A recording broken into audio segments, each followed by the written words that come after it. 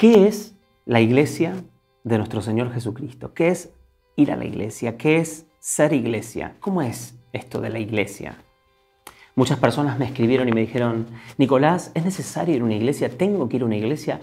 Y yo quiero enseñarte un poquitito esto para que no te confundas. La iglesia no es un lugar a donde vos vas, sino que vos sos la iglesia. La iglesia no es un conjunto de piedras, una estructura, un templo, sino que vos sos la iglesia. La iglesia es un conjunto de personas que va a un determinado lugar. La iglesia de Cristo no tiene religión, no tiene denominación. No es que por ser de A sos la iglesia de Cristo o por ser B sos la iglesia de Cristo. No porque nosotros hacemos esto y ustedes no, entonces ustedes no son la iglesia de Cristo, nosotros somos la iglesia de Cristo, ellos son la iglesia de Cristo, no, y es todo un lío, no. La iglesia de Cristo es un grupo de personas que viven conforme a la voluntad de Dios revelada por nuestro Señor Jesucristo.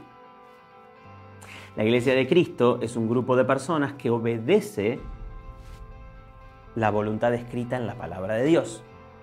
La iglesia de Cristo es un grupo de personas que viven santidad, apartados para Dios. Ser santo significa ser apartado para Dios. Vos podés ser santo. Santo es apartado para Dios.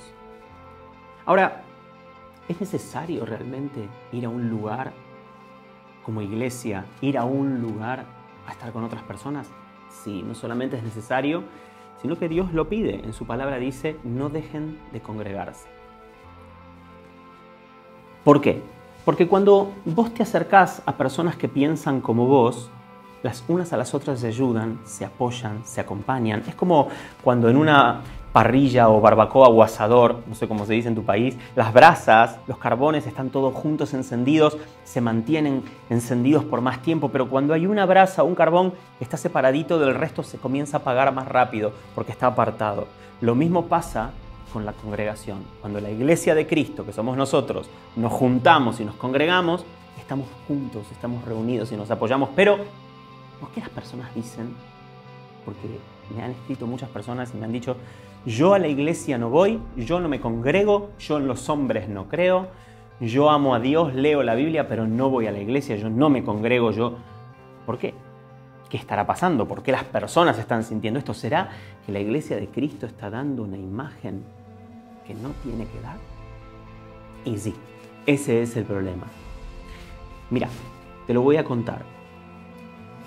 Hoy por hoy, la iglesia está viviendo una de las crisis de identidad más grandes de toda la historia. Estamos encontrándonos con reuniones donde las personas dicen: uff, vino el pastor, había una presencia de Dios tremenda. Uy, va a venir tal predicador, va a haber una presencia de Dios maravillosa. Ah, no vino el pastor, entonces no hubo presencia de Dios. Y esto está mal, porque Jesús dijo: cuando dos o más estén reunidos en mi nombre, yo estaré entre ustedes. Ahora, si dos o más están reunidos y el Señor no está, es porque no estás reunido en su nombre. En todo caso, estarás reunido en el nombre del pastor o del predicador famoso que va. Entonces, por eso no sentís la presencia de Dios en tu congregación.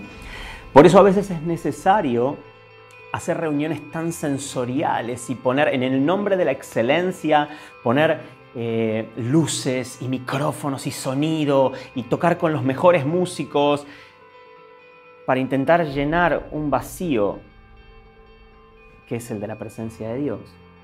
Y nada puede reemplazar la presencia de Dios. Por otro lado, en estas congregaciones vemos hombres de Dios que están a la cabeza, como si estuvieran en una especie de pirámide a la cabeza y por debajo toda la iglesia, ¿no es cierto? Trabajando, sirviendo. Pero esto está mal.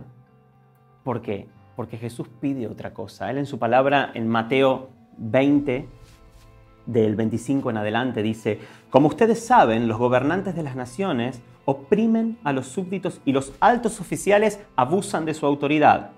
Pero entre ustedes no debe ser así. Al contrario, el que quiera hacerse grande entre ustedes deberá ser su servidor. Y el que quiera ser primero deberá ser esclavo de los demás, así como el Hijo del Hombre no vino para que le sirvan, sino para servir y para dar su vida en rescate por muchos. ¿Qué significa esto? Significa que Jesús tomó la pirámide, donde hoy por hoy hay un pastor a la cabeza y todo un pueblo por debajo, y la dio vuelta, y Él es la piedra angular. Él sostiene a la iglesia. Y lo mismo te está llamando a hacer a vos, si es que querés ser el mayor, delante de los ojos de Dios. Porque vos podés tener un cargo tremendo humanamente, pero delante de Dios. Entonces, vemos que las personas que están afuera ven este tipo de cosas y ven este tipo de pastores enseñoreándose de las ovejas, y las ovejas no son de ustedes, las ovejas son de Cristo.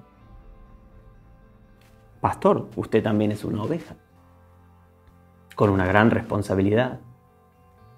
Por otro lado, Jesús da un mandamiento y dice: este mandamiento nuevo les doy, que se amen los unos a los otros como yo los he amado.